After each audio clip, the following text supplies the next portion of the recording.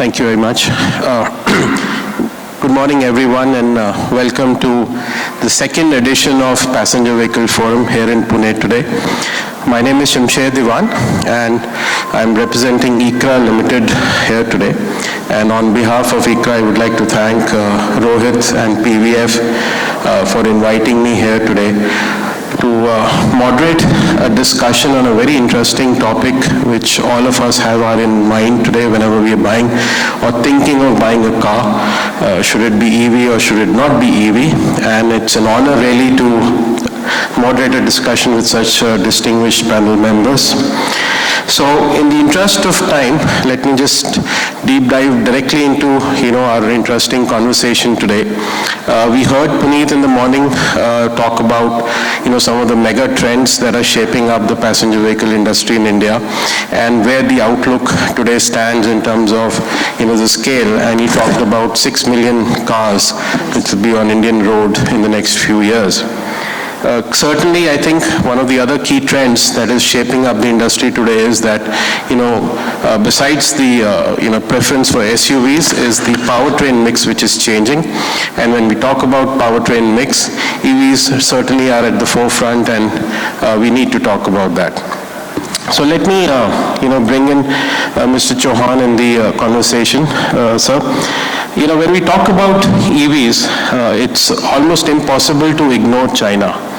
And then comes Europe and North America and some of the Scandinavian markets, which are small in size, but they've been, the leaders in terms of EV adoption.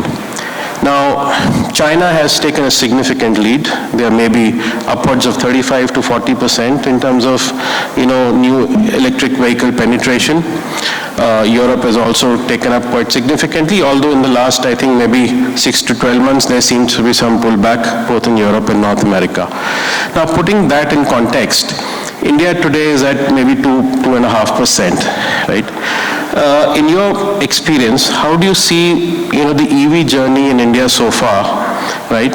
And what is it that is going to take for it to really mirror the performance that has happened in other markets? What is it likely to take up the growth?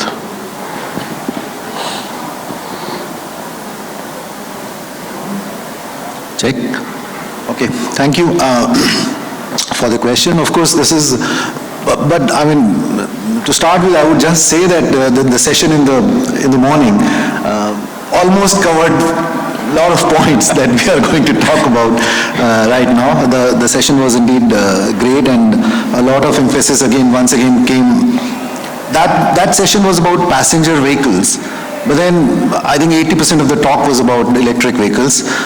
So that itself is a testament that we can't really think of passenger car industry, the mobility industry, I would say, without the mention of electric cars. Now, of course, there is a clear situation which emerges on the global map, that China is quite ahead in terms of penetration levels.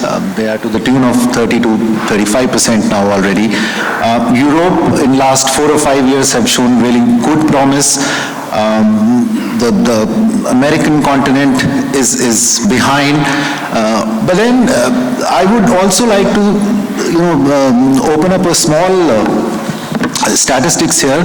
If we look around the neighbors of India, there is one country where the EV penetration has really gone to 65 to 70% already. I'm talking of Nepal.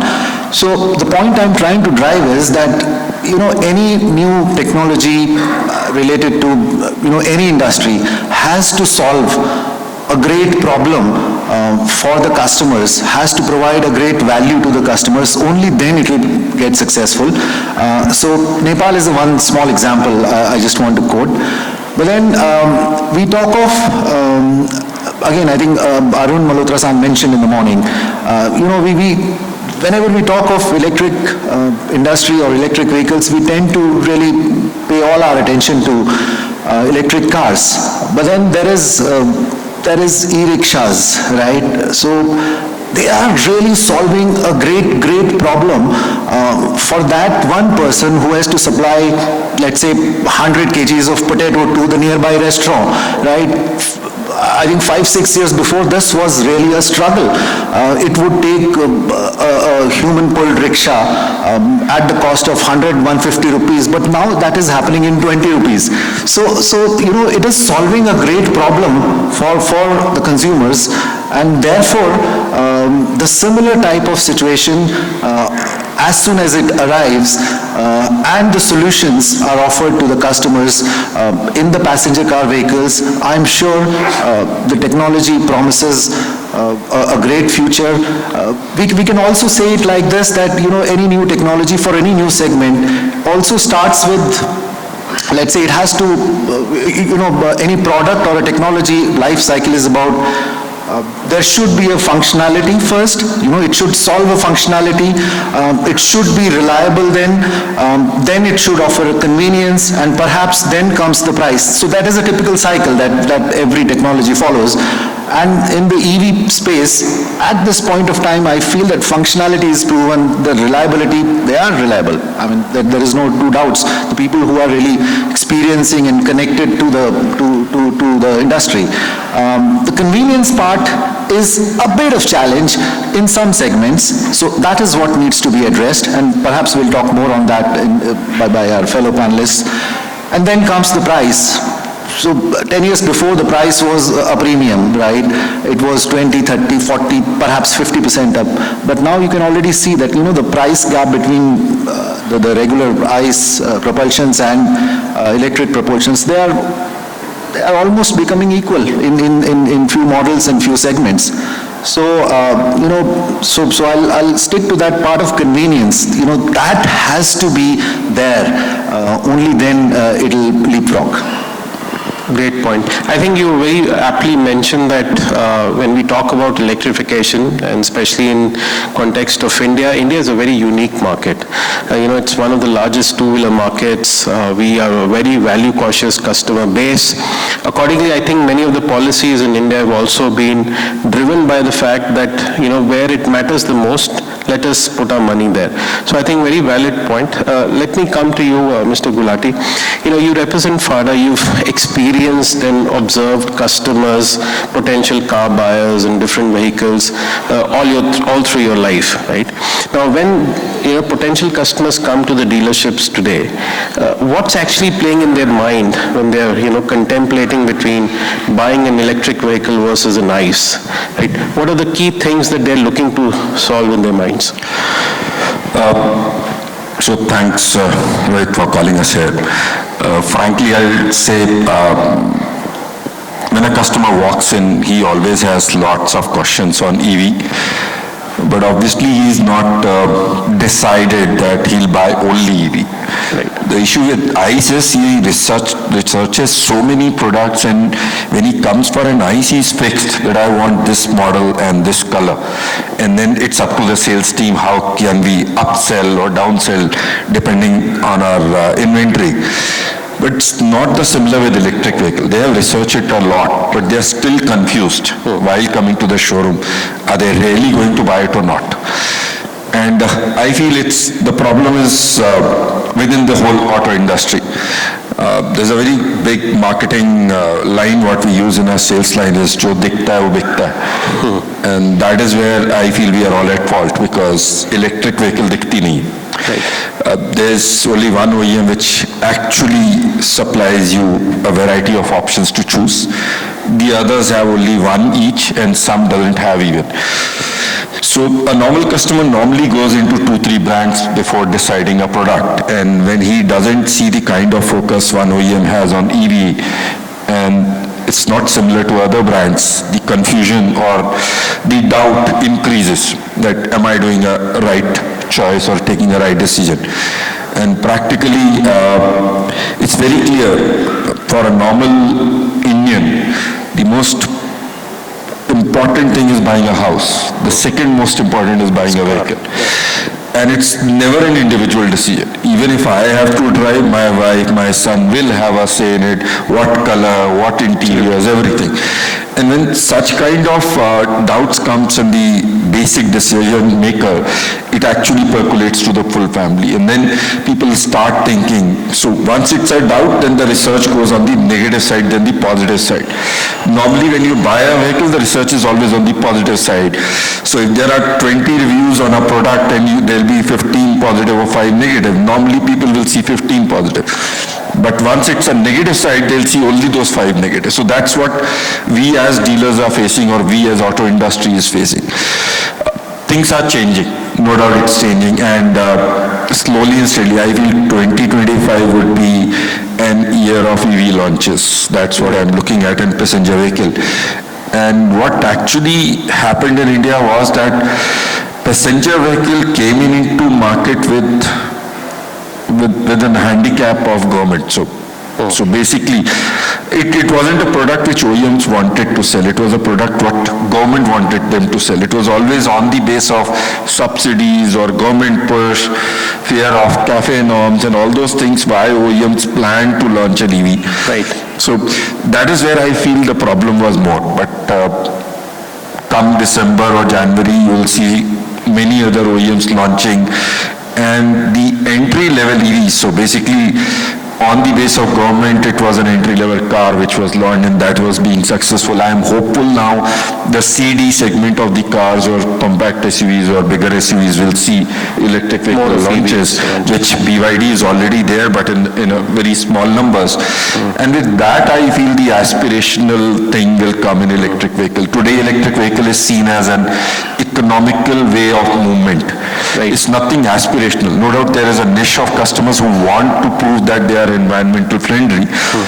But all the others are buying it because it is easy to operate.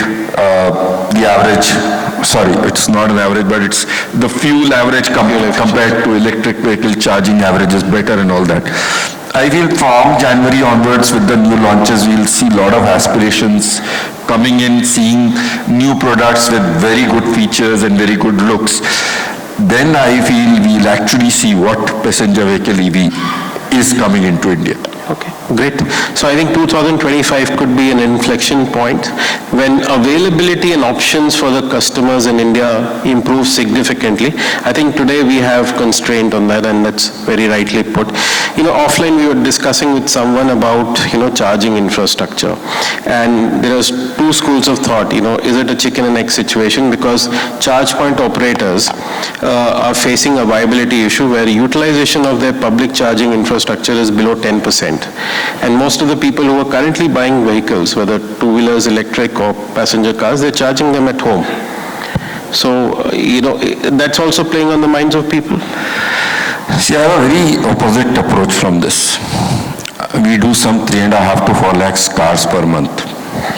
And out of those 3.5 to 4 lakhs, at least 2 lakh have a house, owned house, where they park the car under the godown. The problem is people sitting in the hall and the people talking about us are not all from metros who live in apartments where there's a problem of parking, or they live in Delhi, Bombay where they are parking on the road. But still, Bharat has a big scope in car market. And out of that 3.5 to 4 lakh, the 2 lakh people who have home, they don't drive more than 50 kilometers per day.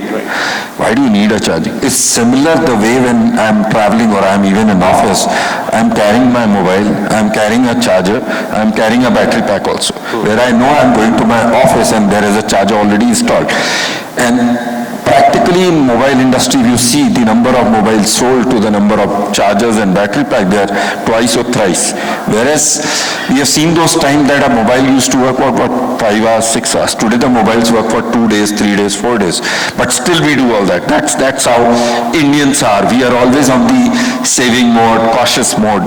So I don't think the problem is okay, the charging infrastructure guy may be right that he is not viable, but I don't think so. The charging infrastructure is a major issue of not or acceptability of the electric vehicle. I feel the overall market in electric vehicle entered as a startup market, because car market has never been a startup market. It had always been, you have to invest some 1,000 crores and then start making a car, and then the major purpose of getting into was the after sales service. We dealers were always thought that selling a car was never a viable thing. We had to service and then earn.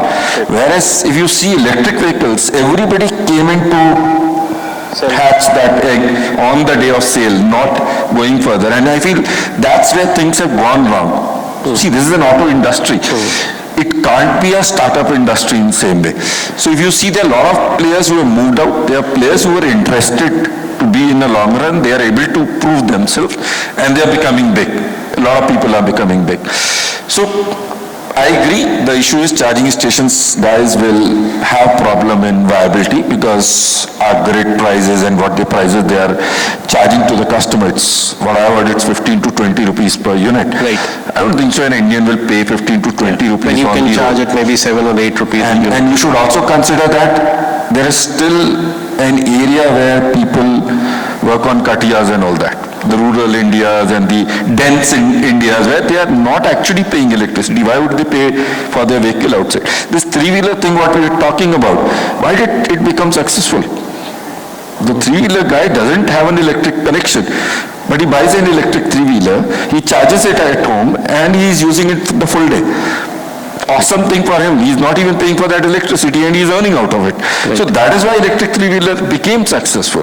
And so, positive or negative, this is how India electricity grid works, because you know all the government people are saying that they are on loss on this because of the leakages. So I feel somewhere the message or the myths have to be cleared, that if you are driving maybe below 100 kilometers per day, you don't need a charging station. Your home is more than enough, and it would be, and actually your vehicle purchase will always be beneficial if you buy an EV, if you are driving below 100, obviously. Or if you are driving more than 300 kilometers, then it becomes that economical angle. But if it is below 100, all these issues of range anxiety, charging station, these are all really matter. Okay, great. Nilesh, if I can come to you and have your thoughts on, how do you see, the Indian passenger vehicle market has changed quite tremendously. From being termed as the entry level or the small car market, today more than 50% of the cars that we sell are SUVs, right? Although, the definition of SUV also has been liberalized a lot, right? But that being said, the lack of entry-level cars being selling is a major issue, and you are somebody who's working on electrification in that particular area. So what are your thoughts on, the coming back of the small car market, and can EVs be that particular milestone for them to actually make a comeback? No, I think very fair question. Before we talk about EVs, I think a little bit about the general car market, passenger car market in India in past decade or so. Definitely the SUV space has grown significantly. But if you take a long-term average, you would realize that SUV or not, because again the term has been diluted, in India the 50% of car sales has been under 10 lakh rupees. That has been a pretty big market in terms of volumes of the vehicles that are being sold. So we think that will remain, that has remained for the time. Second is, when we talk about electrification, just thinking how the West has done, be it US, be it Europe, Scandinavian countries, I don't think India will follow that trajectory. We don't have that kind of per capita income, we don't have the penetration, we don't have the resources to have vehicle of that form, that size, that kind of EMI people cannot pay. So if we really want electric adoption in India, we really need to focus on the small car market, which is under 10 lakh rupees. The problem which I see in the past 10 years, and again it is my observation, is that there has been a lack of innovation in this space. As our incumbent OEMs have tried to premiumize their whole product range, the whole product range and their new efforts moved to about 10 lakh rupees, and a lot of category divergence happened there. but nothing kind of percolated in the sub 10 lakh rupee price band.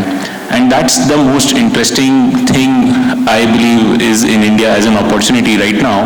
You go to China, and when we talk about 30-35% electrification, if you see the average cost of electric vehicle there, we're not talking about Teslas. We're talking about small electric vehicles also. A very, very large number. So the MG Comet that is launched, actually it is a derived vehicle from the parent company, which is Wuling Mini EV, both subsidiaries of SAIC. They were selling 5 lakh quantities of that single vehicle in China alone. So we need to understand, we need to take learnings from these kind of incidences, and we need to look at geographies that are similar to India. So we need to talk about the global south, Southeast Asia, Latin America, African markets, and what our work is to cater to these markets, these demographics, and make the products around it. Sure. Mr. Chauhan, if I can come back to you. In the first session, Shashank San mentioned that if you break up the overall passenger car market in India, the penetration will be faster in the higher priced models, the SUVs and above, because the total cost of ownership today looks more favorable there than other segments. And second is the fleet segment, and then rest of the market. So what are your thoughts on this aspect? What exactly you want to understand? Yeah, so how do you see the penetration panning out in different segments? Like Nilesh mentioned, I think one of the areas where the industry needs to focus is bringing a very affordable EV in the market, which offers you total cost of ownership without any kind of subsidies or incentives. Now, is that the area where most of the OEMs are likely to focus on, or is it the premium end of the market?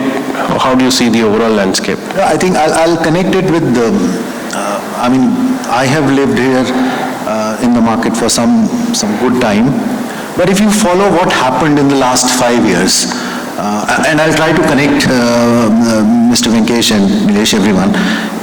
See, 5 years before, it were the luxury segment who started rolling out one EV, at least in their portfolio, right?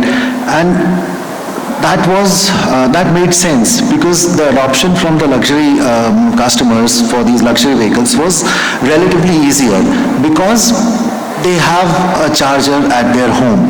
They have multiple cars at their home, right? So today, as we speak, the penetration level of luxury cars in EV is to the tune of 5 to 6, maybe 6.5%.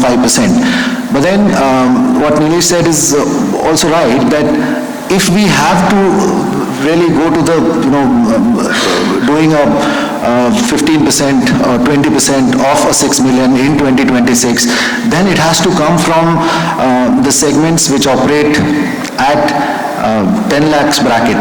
The average car selling price at the moment is around 1.1 million. That's what I understand. But then unless we attack this segment, only then this number of 20%, 25% will happen. Is achievable. And it's not that it is not happening. Few companies, I can name those companies. Tata has taken a big leap.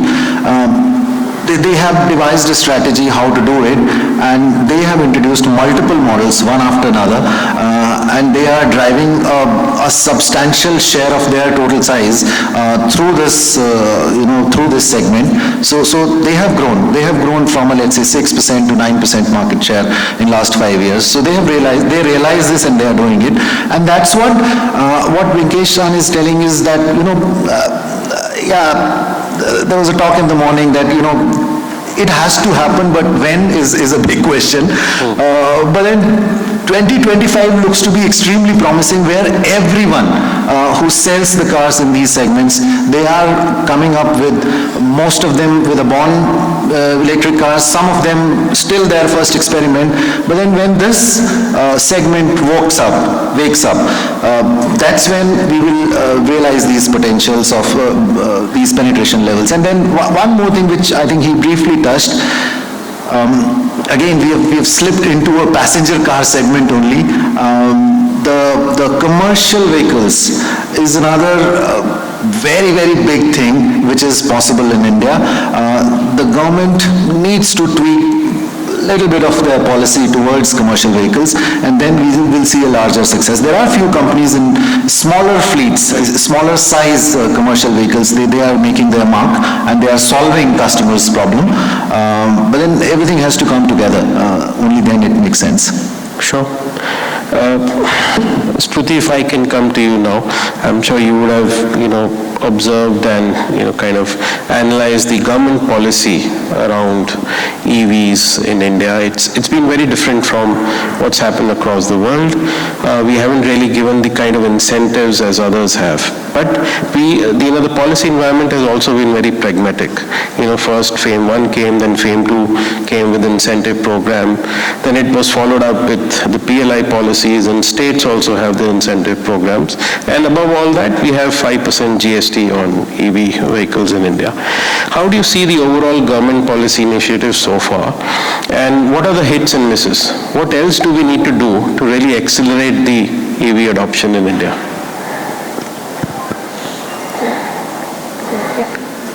I'm audible? Yeah. So thank you for that question. Yes, like you mentioned, we did have a lot of policy incubation. We had one policy after the other, really to drive the EV adoption in India.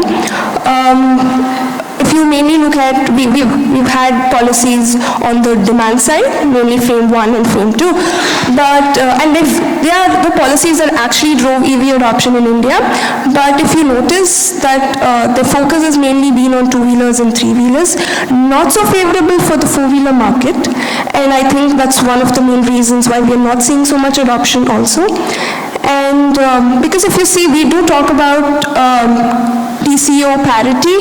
Yes, most of these vehicles, when you own them for about 10 years and drive decent amounts per kilometers per day, yes, they might be more economical than your ICE vehicles, but the purchase cost is still very high, right?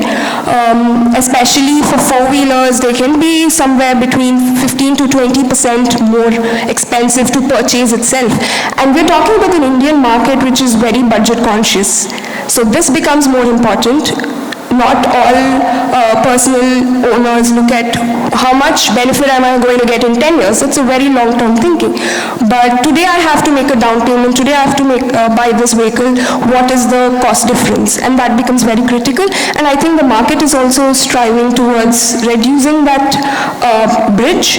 But the government incentives so far have not really helped bridge that gap in the four-wheeler segment. So that becomes very crucial going ahead.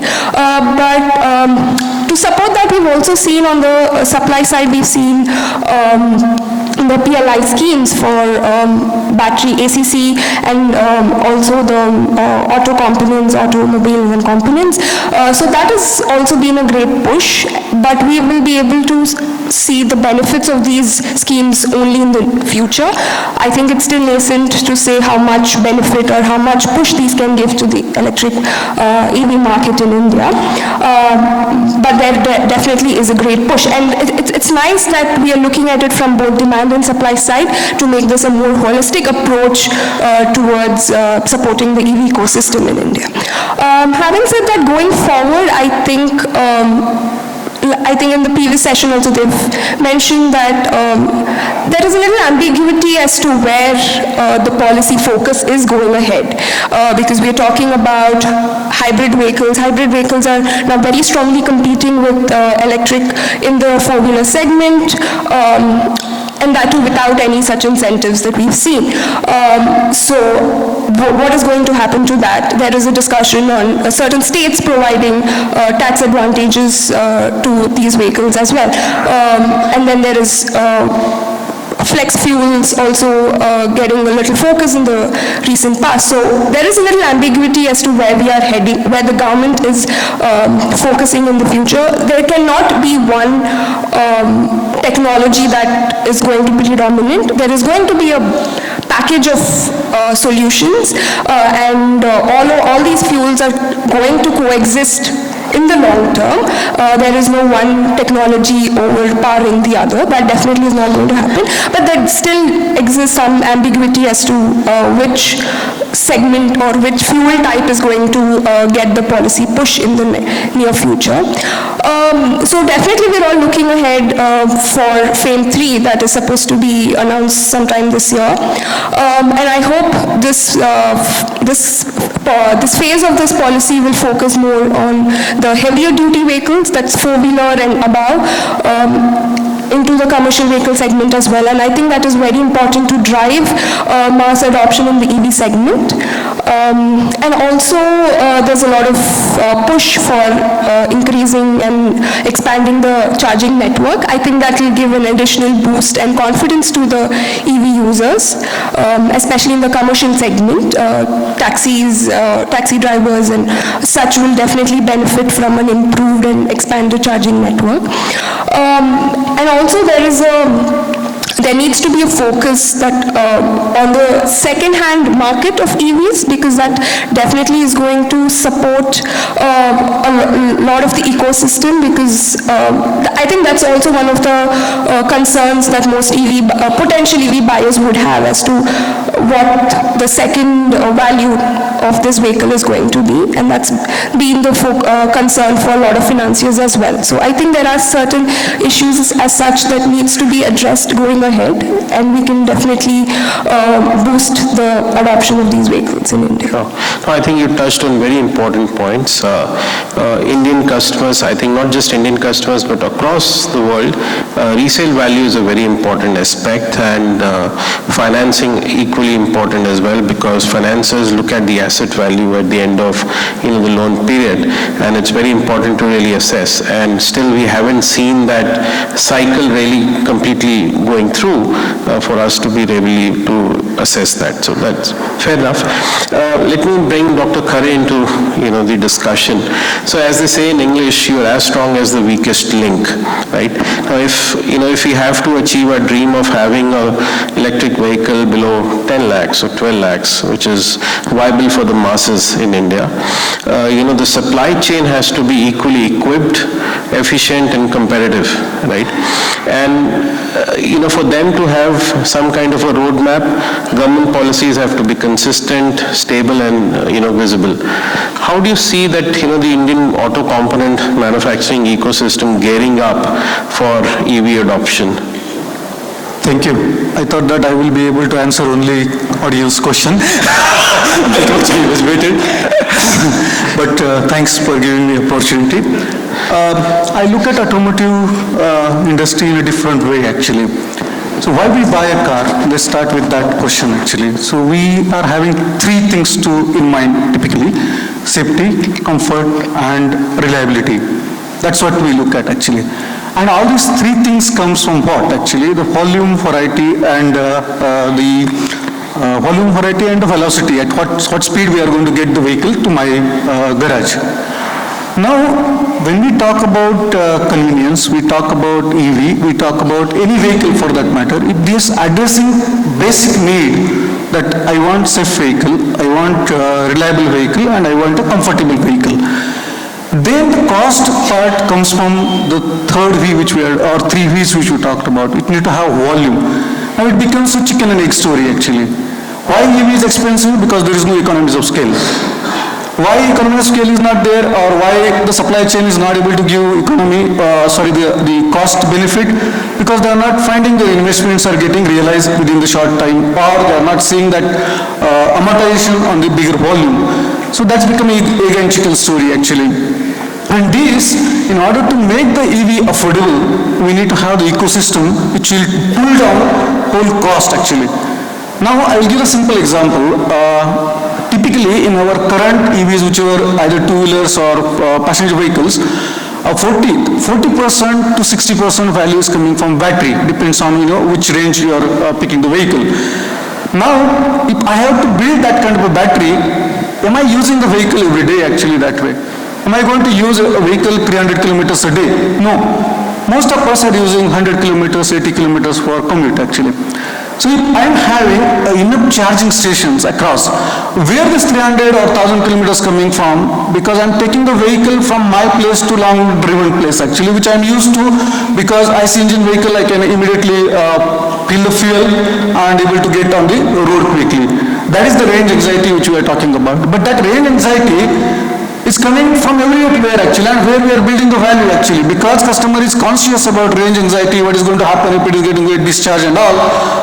I am giving the bigger battery. If I am giving the bigger battery, I am putting the bigger value on the vehicle actually, and I am charging or I am penalizing those people who wanted to have the vehicle which is most affordable actually. Now in this supply chain which you talked about, what is happening, we are a company, not many people know, we are very silent value-added company actually. So we are making batteries. And what we are trying to do, today if you look at the battery technology, most of the battery cells are soldered actually. The bus bar is soldered to that. And as soon as I solder the battery, I am reducing the value of battery cell actually. We are importing the cell actually. See, as India, if I look at, we are trying to solve two problems actually. One is emission, other is fuel, which we are importing. But now cells we are importing actually, because we don't have the technology and we don't have that minerals required for making the cells. Now, if I am going to do the bus bar soldering to that, I am reducing the life of the battery to begin with without even using it. Now we are developing a technology in which we are trying to say that can we avoid that soldering actually and try to ensure that particular function without deteriorating the cell actually. Now what I am doing actually, I am reducing the or I am increasing the probability of usage of cell first, even at a 0 kilometer. Even something goes wrong in the assembly of the battery pack, I can repair that particular cell if I am able to identify it actually. The first value I am adding into it. Second thing what I am doing, over the life of the battery, once it comes to the end actually, I am not getting the required density from the battery to run the vehicle, I am using the same battery for the second life. Now what is happening, complete ecosystem is supporting me actually that okay, I have the second life also, I have the first life also. My vehicle user, the question which madam has asked very rightly, what about resale actually? And if my 40% or 50% of the value I am not going to resell it, that is where my value of vehicle is getting down, that question is right. That question needs to be addressed, and we are trying to address with the battery solutions and all. Similarly, if we are able to get the charging stations ecosystem across say 20 kilometer, 30 kilometer, 50 kilometer like that, I don't have the range anxiety. So in the vehicle, I don't need that big battery at all actually. I can stop anywhere, I am able to do the fast charging, even I am adding another 50 kilometers or 100 kilometer range, it's good enough for me actually. And then we are able to penetrate the vehicle, that is going to address the volume question actually. How many vehicles need to be on the road? And when I am having the volume on the road, when I am having the affordability on the road, obviously I am going to solve the bigger problem which government is talking about. And that is what we need to look at complete ecosystem of EV in order to make it affordable, in order to make it penetrable, and in order to make it usable. So multiple problems to be addressed, and I think the solutions for the industry really are not going to be one-sided, but they have to be much more holistic, right? I think that's the point you're trying to make, right? So, Mr. Gulati, if I can come back to you, I think ma'am touched on a very important point on resale values and customer assurance and availability of finance, right? So how do you see these playing out in the minds of people today, and especially the financiers, because dealers, are integral part of the overall ecosystem along with the financiers. So how do you see this as a bottleneck today in terms of being addressed? See, the major issue of resale is normally with every product, even when a new product is launched, resale establishes with its time. The initial hype created, normally customers don't talk because this is a new technology. That is why this talk has been taken in the more.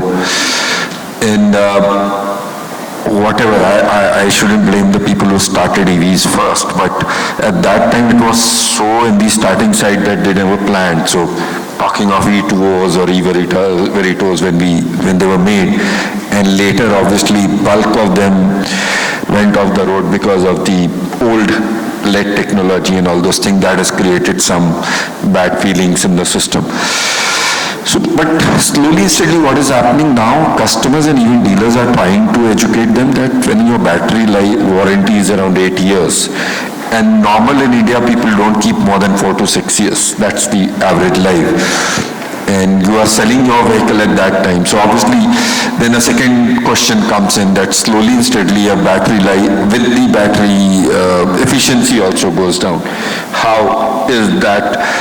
So a lot of such discussions are happening between customers and us, and we are trying to answer them whatever best we can, because being a nascent thing, we don't have that exact experience to share that you can talk to this customer, he's already gone 8 years. As of now, it's difficult for us to give those things because we had been using this selling style since ages, that one of your neighbor has this vehicle, he has, but in electric vehicle we are not able to. But I feel resale is no doubt an issue, but it's not a major issue when a customer walks in. The major issue comes in a different other things, which, like I said, like a myth of range. The fear of getting stuck somewhere without having that juice in the battery. And the things what he has gone through, that I can walk in and take a 5-liter petrol in a can, but how will I do it in this? So all those things is there in the mind. Slowly and steadily it is improving, and I'm, like I said, in 2025, once every dealers have a product, the things will improve a lot, because today what is happening, if in a city, maybe there are 30 showrooms selling cars. Out of those 30, there are 3 or 4 which are talking positive about EVs. The rest 25 or 26 are normally talking negative about EVs to sell their product, even when EVs are positive. So these are more bigger issues. Obviously, getting to 30% by 2030, this all is not what I'm talking is the right approach. Once every OEM has a product, once we start actually removing these myths in the time, more influencing customers with better stories, informing them. See, you should consider that electric vehicle in India came from 3-wheeler and 2-wheelers, not from the car. And the dealers who came into initial stages who were selling 3-wheelers and 2-wheelers, they were not actually the dealers who have been in business for long. They were all new people who opened a small shop without even service support, and then they thought this is just selling like a mobile. You buy a 3-wheeler or a 2-wheeler and just sell it off without thinking on what kind of support they'll be needing to give them the product in the future. And those product also was not as per these standards, what today's standards are set. So you have got a lot of bad messages in the market, which we are trying to now clear off. But I'm confident as of now that with 2-wheelers coming up, so now all legacy players are into electric vehicle 2-wheeler after 5 years. Even Hero hasn't come up in that full range, but talk of Bajaj, they have Chetak, TVS, iQube. Honda motorcycle has yet not launched an electric 2-wheeler. So once every player has a vehicle, lot of informations will go from the dealers, lot of education will go from the dealers and the sales staff. It will help that the acceptance grow faster than what we have seen today in the last 5 years. I'm 100% sure the electric vehicle will be growing the fastest in the coming year, 100%. There is no doubt on that. But the ratio, will it be same? That is where we are doubting today, because the auto industry is growing rapidly. We are overall we are seeing 4-5% CAGR grown till 2030. And even if the growth is taken over by the electric vehicle, then too we are talking of huge numbers in 2030. So it's a big play, people who want to cash in, who want to enter, who want to sell, and surely India will be there. Sure. Nilesh, if I can ask you a question, like, we talked about different segments of the industry, and our focus was on, what happens to the small car market? Can that see EV adoption quicker and all of that? Now, if you look at, the way battery prices, lithium-ion battery prices have moved, they've come down quite sharply after going up during post the pandemic, but they have softened a bit. Do you think that's a good point where, it can help bring down the total cost of ownership, or at least the initial cost? Yeah. So, for the mass market, even today we have not yet reached price parity as compared to ICE vehicles. Today even if you're buying a car which does not have direct subsidy, you have 5% only GST versus 18 or 28%. Yeah. So you are heavily subsidized right now. You have PLI schemes on the back end to the vendors, to the OEMs. So if you remove all the subsidies and compare on an apples to apples basis, today, if you want to sell a same spec vehicle, it will be at least 1.5 or more in terms of cost. On a like-to-like basis? The cost to the customer, I'm saying. So, definitely the battery prices have come down. Today, we are talking about $70, $75 per kilowatt hour for LFP on a cell level. The number that I think the ideal number that an OEM, as we are looking, is around $50 or under $50 in next 3 years. Once that happens, not only on TCO basis, but also on initial cost of acquisition basis, it will be a very, very lucrative deal for the customer to get into electric vehicle as their primary vehicle, as their daily vehicle.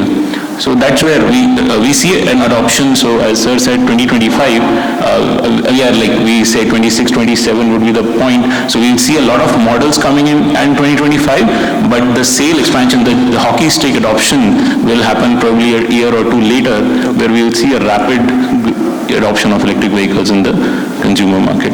So definitely that will help the overall picture. Sure.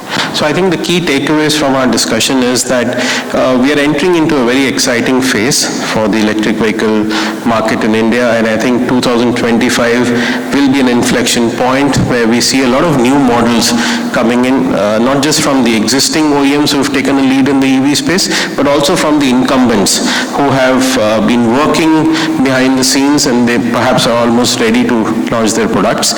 And at the same time, I think the sense is that, the entire supply chain ecosystem is also shaping up thanks to government's PLI policies. There are many battery plants which are being set up today in India. While it is true that they don't have the backward integration yet, the raw materials will still have to be imported and from China, who has taken the lead. But I think we're getting there, and as Mr. Gulati mentioned, I think consumer awareness will also improve once you have more and more OEMs actually spreading the word in favor of EVs. So great points. Thank you very much, everyone. Let me now just open the floor, open for questions. Please ask your questions and raise your hands.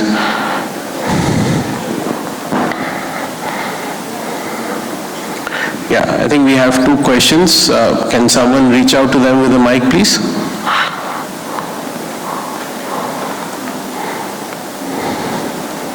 Hello. Myself Ashish Agarwal from NRB Bearings. Hi. Hi. My question is why we are discussing only on EVs? Why not hybrids? Because if you see for the EV, charging stations, how many charging stations we have and how much is the crowd on the charging stations? Parallelly, we have CNG stations also, and there we have this CNG technology, and there is a long queue for the CNG. So why don't we think that what is the demand? Means hybrid, I believe that is apt for the Indian industry as of now. Sure. Well, I think that's a very fair point. If you look at the statistics in Europe also, hybrids have actually taken over from electric vehicles today. So after petrol, the segment that sells the most today in Europe, entire Europe, is hybrids. So, Mr. Chauhan, would you like to take that question and, see how hybrids are going to... This is talk of the town in the automotive industry, that why can't there be a transition, from ICE to hybrid to eventually to the EV. You're right in some way, but I think if we, this is purely my understanding, Now, the hybrids that we use in India, again, I'm talk of passenger cars only, we call them strong hybrids, right? And if we really want to drive this hybrid transition, then the technology, the right technology which is available is plug-in hybrid, which really solves the problem of driving to a distance of anywhere between 50 to 100 kilometers purely on electric battery, and then charge at home because it is a small battery, maybe a 15, 20 kilowatt, maybe 15 kilowatt hour battery, which is possible to charge at home easily overnight with a 3 kilowatt charger available just as a wire. So that could be one option which can be adopted, which should be adopted rather. But what nothing against any company here, but then strong hybrid is really giving a little bit of additional fuel mileage, but the CAFE norms of that 120 grams per kilometer, so those things are not getting solved through this technology. That is my personal opinion. Having said that, there is another point I want to make about this, transition of India through hybrid. Please understand, there are companies who has to take a stand, and if we just we often refer this mobility technology as disruptive technology. If we continue to wait for this automatically in an organic manner, then perhaps the companies who are thinking 5 years ahead, 10 years ahead, they will leapfrog. And that is also a possibility. Some companies think like that. They really want to jump onto that. There's no transition. They jump from ICE to... so depends on strategy, company-specific strategy. So these are the two ways I think India can think of, Indian companies can think of. This is my personal opinion. Sure. Yeah. I like to add... Hello, yeah. I like to add a few points to that.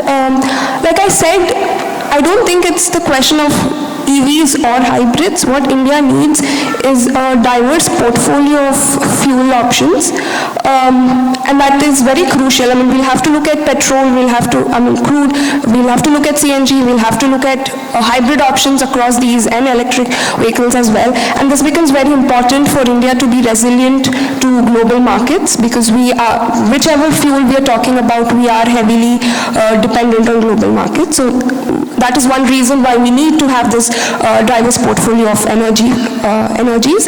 And the second thing is, if our focus is on decarbonizing the entire mobility sector, then electric vehicles in the long run are very promising, because yes, today our grid is not as green as we would like it to be. We are still heavily dependent on coal, but that's something that we can improve over time. We also have policies in place that are looking at long-term decarbonizing of our grid. So if we want to truly decarbonize and meet our NDC commitments, long-term investments and adoption of electric vehicles is the way to go. Sure. I hope you've got your answer. It's okay, but what I see is like there is a delta which always matter. Absolutely. Like what is the price of a ICE vehicle, what is the price of hybrid vehicle, what is the price of EV. Correct. Then what is the delta difference? Then after that delta difference, in that delta difference you have to measure like what will be the life of the vehicle, what will be the resale of the vehicle, what will be the sustainability factors and all those things. So for example, if I say of the Indian scenario, there is a lot of crowd.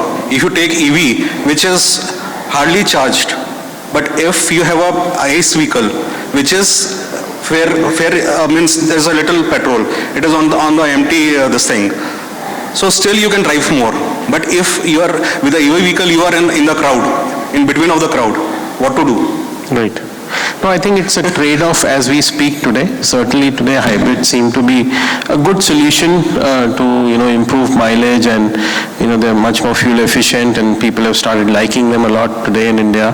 Despite, as she mentioned, despite any incentives for them, they're taxed at the same rate, but yet they've almost become 2.5% of the market today with just a couple of models, right? So yeah, it's a trade-off. I think it's an evolving situation today, and let's see how it goes. So You can see that when EVs started, and after so much time, EVs have started coming down. sure. See the life, what has happened. Sure. Maybe we'll take up a couple of other questions. I think gentlemen in the back had raised their hands.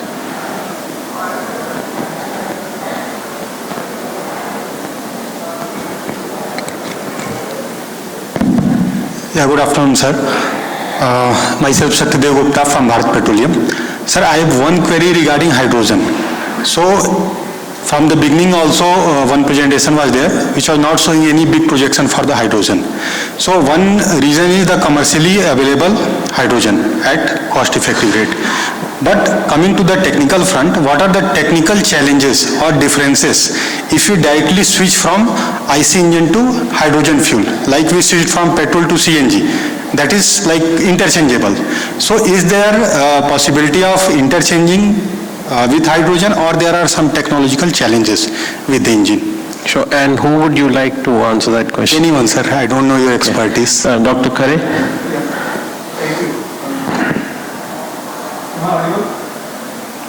No, sir. No, yeah. So, you said it right actually, the answer lies in your question, okay? Your IC engine, we are already matured into IC engine technology. It's just a question of converting that IC engine into hydrogen actually, right? So whole ecosystem will be there. So only challenge is availability of hydrogen. Okay. Today the technology is there for IC engine to work on hydrogen actually.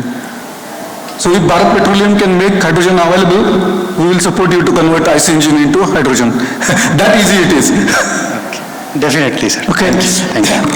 Okay, we'll take one more question and then close. Yeah. This is Abhirup Roy from Bharat Petroleum again. My question is to Mr. Chauhan. How is the EV evolving in next 5 to 10 years? Would it be, let's say, autonomous driving, extended range, or cheaper vehicles, or combination of all?